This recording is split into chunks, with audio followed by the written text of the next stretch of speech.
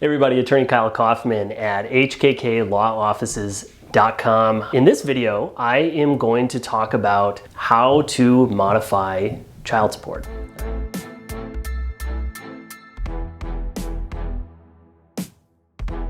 If you like this channel, down below, subscribe, leave a comment, and ask any questions, and we'll make some more videos for you.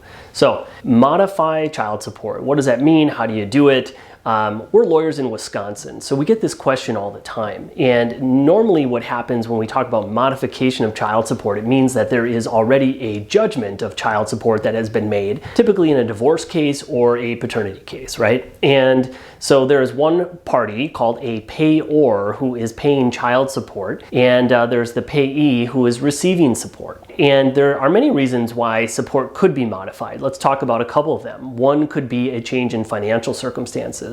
That could be that the person paying the child support, the payor, that person's income has increased or decreased, right? And it could also be that the person who's receiving the income, that person's income has changed. Either it's gone up or it's gone down. That could be a reason to modify child support. Another reason to modify child support is perhaps there's more than one child and the oldest child is now an adult and not under the jurisdiction that the court can force a person to pay child support because that person is an adult and no longer a child, right? So that would be a reason to modify support.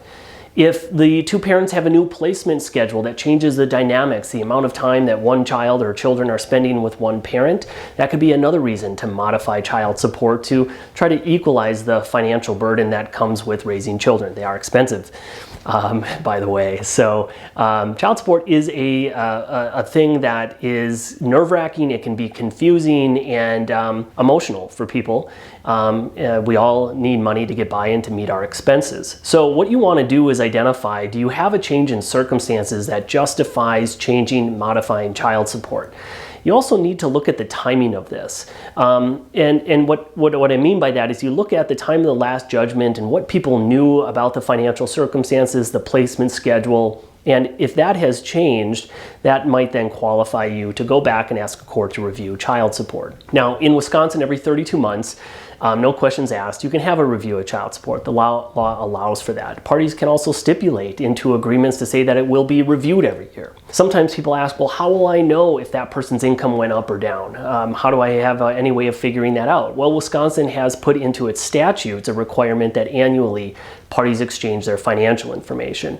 That would be tax returns, W-2s, 1099s, and things like that. So that's a way to keep track of somebody's finances and determine what the financial circumstances are. Okay? So modification of child support happens after judgment. Talk to an attorney in your state. We're in Wisconsin. You can come talk to us, give us a call, reach out to us. But talk to an attorney about what it takes in your state to modify child support and whether or not you have a good case. I hope you enjoyed this video, guys. We'll see you here next time. Take care.